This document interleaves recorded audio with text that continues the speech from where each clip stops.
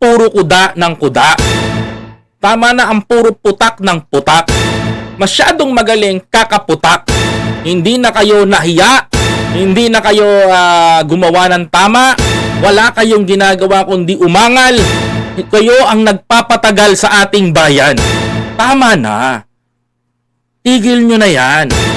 Hindi na magagawa yan ng mapatutsyada ninyo. Magtrabaho naman kayo.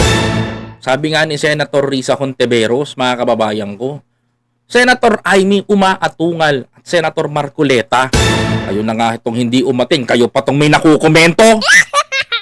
Ito, panoorin natin ang video na ito, mga kababayan ko. Hindi pa tapos ang pagdinig ng Senate Blue Ribbon Committee kaugnay ng flood control scandal, pero ang Senate minority meron ng committee report. Nako! Nako. Nakasaad dyan na hearsay o di kaya wala raw ebidensya ang mga akusasyon kina Senator Jinggoy Estrada at Cheese Escudero. Nasa frontline ng balitang yan, si Mayan Los Baños. Pansinin nyo, why they are protecting Senator Jinggoy Estrada, Senator Cheese Escudero? Bakit? Bakit nila pinoprotektahan? That's the biggest question. Hayaan nyo yan. If you are senator, kaaliado nyo yan. Kailangan malaman ng katotoo. Walang kampi-kampihan. Diba? Panoorin nyo. Absent kahapon sa pagdinig ng Senate Blue Ribbon Committee pero eto ngayon si Senator Amy Marcos. Nagsasabing dismayado raw siya sa itinakbo ng investigasyon ng Senado sa flood control scandal. Ikaw na nga tong absent. Hindi ka na nga umatin ng hearing. May komento ka pa. Wow! Antindi. Nakakagulat, no? Mga kababayan ko. Absent, pero may komento. Ang galing, mga kababayan. Only in the Philippines, mga kababayan ko, no? Sa Pilipinas nyo lang makikita yung mga ganyan. Yung wala ka na nga sa pagdinig, may naku-comment ka pa sa mga kasama mo. Kumbaga sa school, wala ka naman sa kwentuhan, bida ka sa media. Oh, tuloy. Wala rin na bunyag. Ayaw ko sanang magsalita ng makakasakit o makaka-offend sa aking mga kasamahan. Pero yun naman ang nakikita ng mga Pilipino. Ay, hindi yan nakikita namin. Nakita namin kung paano sumagot ang mga diskaya na itinanggi nila magnanakaw sila at ayaw nila magsauli ng pera.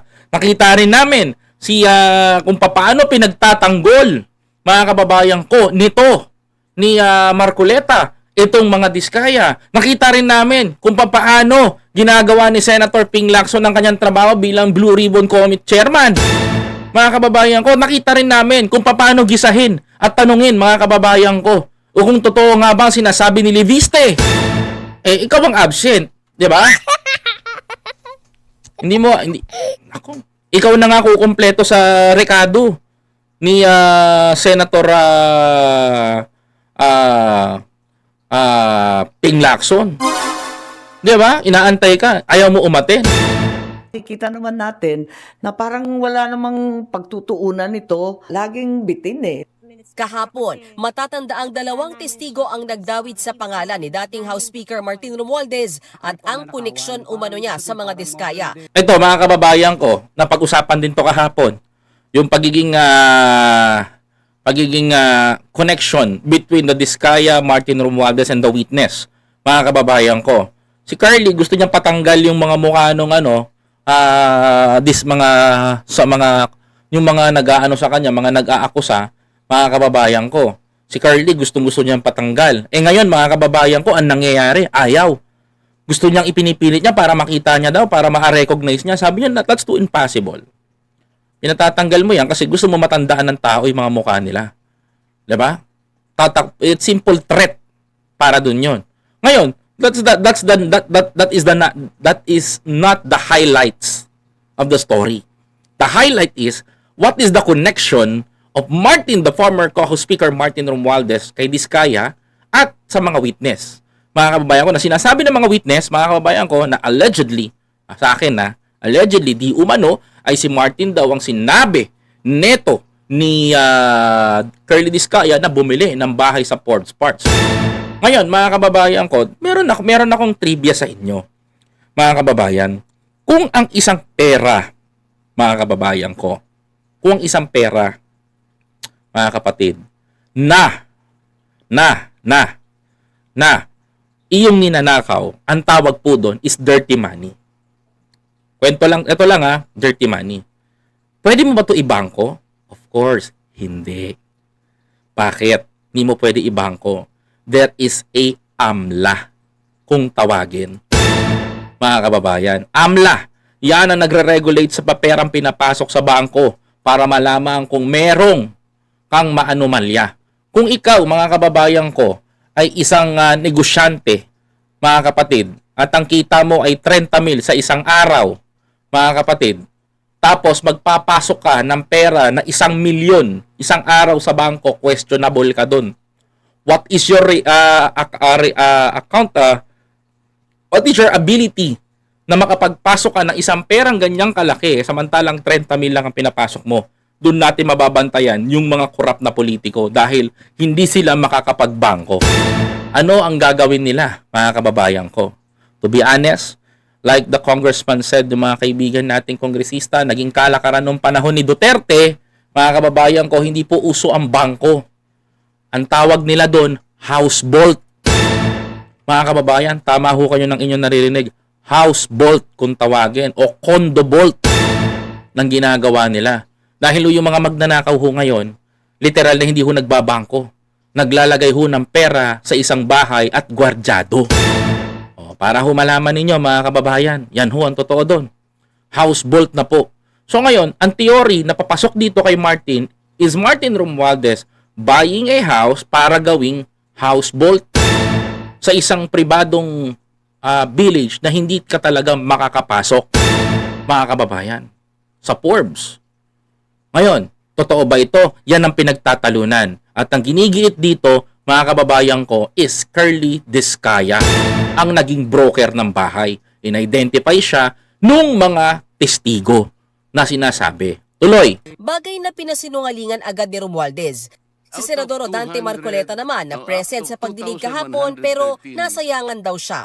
Masyado raw kasing sumentro ang pagdinig sa maling coordinates na isinumiti ng DPWH noon sa Pangulo. Ito ba yan? Sa pensi bunuan. Sablay din yan. Dapat talaga, ito literal, dapat makulong. Mga kababayan ko. Biruin mo, mag-send ka kay Pangulong Bongbong Marcos ng maling coordinates ng flood control, sabihin mo tapos na. O, doon tayo magtataka, mga kababayan ko, paano niya nagagawa yun, di ba? Dati na raw na pag-usapan noong siya pa ang chairman ng Blue Ribbon. It is a little bit disappointing on my part kasi I was expecting more. Lalong-lalo na nandoon si Yusek Bernardo, the former Yusek Bernardo, at nandun din si Yusek Trigib. Agad bumuelta riyan si Senate President Tito Soto. Kulang ng oras eh. Kaya nga sa susunod, umattend sila sa susunod para yung mga kulang, mapunoan nila. Di ba? Kasi natanong naman nila Senator Tito Soto eh. So totoo lang eh. Mga kapatid tsaka nila Ping Lacson na mga nagtanong ng senador. Totoo naman eh. O di kung kulang, nabibitin sila, di umattend si Amy. Dami sinasabi. Hindi pa man tapos sa mga pagdinig, buo na ang Senate Minority Block Report kaugnay sa investigasyon Senate Minority Block Report, it means sila Duterte Block. sa flood control. Batay daw ito sa unang 3 pagdinig ng Blue Ribbon noong si Marcoleta pa ang chairman. Batay ito sa sinasabit naratibo ni Marcoleta. Nung panahon, Blue Ribbon chairman siya at si Chis Escudero ang House Speaker. Ay, Senate President. At sa 3 pagdinig kung saan chairman na ng komite si Senator Ping Lacson. Sa 576 na pahinang tinawag na Minority Report. Ano tong Minority Report na to? Tingnan nga natin mga kababayan ko. Tingnan natin. Nakasaad ang mga politiko, public officials at pribadong individual na nadidiin. Kabilang na riyan si dating Speaker Martin Romualdez na itinuro ng mag-asawang Discaya at ni Orly Guteza sa pagdinig. Gayon din ni dating Congressman Zaldico sa kanyang video series. Kasama rin sa mga nadidiin sina dating DPWH officials Henry Alcantara, Bryce Hernandez at Roberto Bernardo. Ayan. Yan yung matrix na ginawa ni Marcoleta. Connection. Mga kababayan ko. Kung ito, mga kababayan, aaralin natin. Tignan mo. According to Senator Marcoleta, Discaya is connected to House Speaker Martin Romualdez. Sabi niya yan. Mga kababayan ko, Sabi niya yan, kung papansin ninyo, tingnan mo, ba't inaabogaduhan ni Marcoleta tong mga diskaya? Kung talagang connected at naniniwala si Marcoleta. Diyan pa lang mga kababayan ko makikita nyo na Oh, sabi nyo, ang gusto kasi ni Marcoleta, ang gusto kasi nila, maidiin itong si Martin. Diretso. Pero the rest of the senators na kumikbak, wala na. Di ba mga kababayan ko? Kung papansinin nyo lang, mga kababayan, may magdidiin naman pala, ba't hindi nyo isampa? Kasi wala kayong makuwang ebidensya. Di ba? Ay, nako, Diyos ko, Marcoleta, Diyos ko po. Sabi ng basher ko, parang expert ka. Ay, ngayon mo na nalaman. Di ba? Tagal na. Nambabanat nga ako dito, di mo alam. Di ba mga kapatid? Game. At ayon sa Minority Report, marami ang nagtuturo sa dating House Speaker na si Martin Romualdez. At least hindi na sa akin nanggaling yan.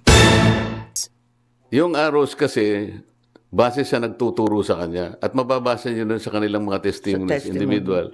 Talagang, for example, Gutesa, tinuro si Saldico and Martin Romualdez. Wala ni Gutesa. Asan si Gutesa? Ba't tayo mo ilabas si Gutesa? Sabi nyo nasa kampo ng Marines. Ayaw palabasin. Sabi nyo naman na kay Martin. Si Gutesa, ayaw ilabas ni Martin. Ang tanong dito, may katunayan ba yung kanilang allegation? Hindi nyo nga mapatunayan kasi ang problema kasi dito, mahilig tayo man-red tag ng tao Di ba? Mahilig tayo man-red tag ng tao. Pino-point of view na natin. Yung pino-point of view natin itong si House Speaker Martin Romualdez. Ang point of view nyo, gusto nyo tirahin, banatan. Di ba? Gamit si Gutesa. But suddenly, Orly Gutesa nag-disappear. Tama ba ako mga kababayan ko? Nag-disappear si Gutesa. Ang problema kay Gutesa, bukod sa nag-disappear si Gutesa, iniwanan pa ng questionable na falsification of public documents. Pagkalabas ni Gutesa, hindi niya na mailabas. Tapos ang sasakyan ni Marcoleta ngayon, yung narrative ni Gutesa na nagtuturo kay Martin. Ang tanong dito, si Martin ba sangkot? Di ko po masasagot ngayon yan. Pero ako, naniniwala ako, mga kababayan ko, na there is a time na malalaman ng taong bayan kung sino talaga ang tao na yan. Hanggang doon lang ako, mga kababayan ko. Si Diskaya, nabanggit din ang pangalan ni Martin Romualdez. Yun na nga nabanggit na nga Sa bibig na nanggaling, ba't umaabogado ka sa mga Diskaya?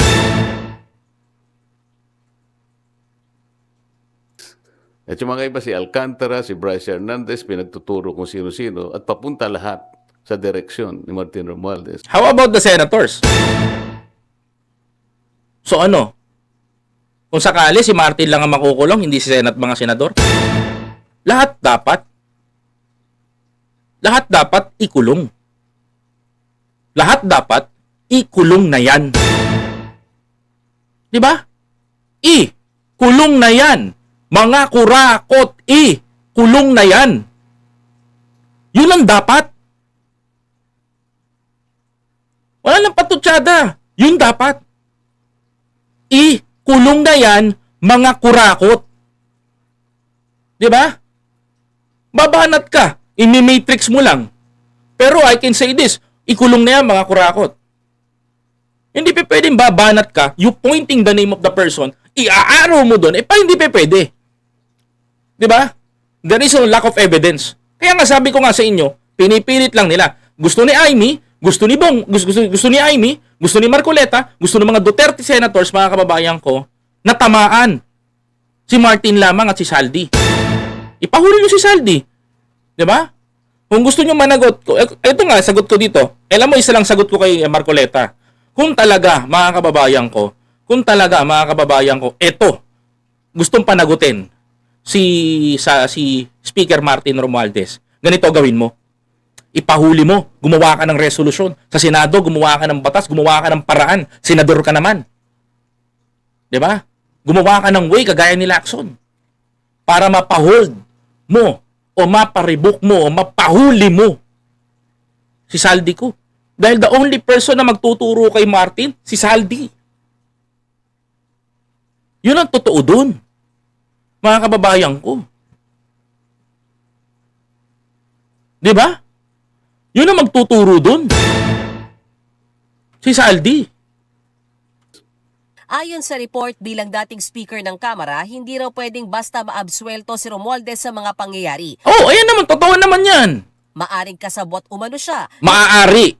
ng mga nangurakot na kongresista sa flood control o nagpabaya siya. Oh, yun ang word, the right words. Or nagpabaya siya. Laman din ng minority report ang ilang dati at kasalukuyang senador na umano'y nag-request o nakatanggap ng kickback, kabilang sina dating Senador Bong Revilla at kasalukuyang Senator Joel Villanueva. Ang pagdawit naman daw kay dating Senador Nancy Binay at Senador Chis Escudero pwedeng ituring na hearsay, maliban kung may matibay na ebidensya. Ako, yung matibay na ebidensya kay Cheese, yung hindi makasuhan ng COMELEC. Kababayan. Yung tumanggap siya ng 30 million. Habang kay Senador Jinggoy Estrada, hindi raw malinaw at walang sapat na basihan. Kapwa miyembro ng minority bloc, sina Estrada at Escudero. 17 pangalan din ng mga kongresistang binanggit ni Diskaya ang nakalagay sa minority report. Ako, Ayon pa sa report, pwedeng kasuhan ng graft and corruption, direct bribery, malversation, plunder at paglabag sa Code of Conduct and Ethical Standards for public officials and employees ang mga mapapatunayang sangkot. Sino naman kaya ang pinakamataas na opisyal na posibleng kasuhan? sino bang gusto ng mga dalawa na to? Di ba? Alam mo, sa totoo lang, ang target ni Amy at ni Marcoleta, simpleng bait eh. Sino target nila? The President. Yes. Ang target ng mga yan na pabagsakin ng flood control is the President. Oo. Ang tinatarget nila na madiin, mga kababayan ko, is President Bongbong Marcos. Yun ang target nila. Ang gusto nilang mangyari, tamaan si Bongbong para bumaba, maupo si Sara. Kaya kita nyo, ginigiba nila ang eksena sa loob ng Senado. Pero the Senate is hindi nagpapadistract sa kanilang mga panggigiba. The only way na magawa nito is to tirahin ng tirahin itong Senado para humina ng humina. Tama? Mga kababayan ko, pag humina ang Senado, hihina ang hearing, mababaliwala ang ginagawa nating investigasyon. Ano ginagawa niya sa mga tuwid? Cover up. Simple, di ba? Merong question mark nga sa makikita nyo rito yung mga kung Nakakainis ka, tumigil ka na nga.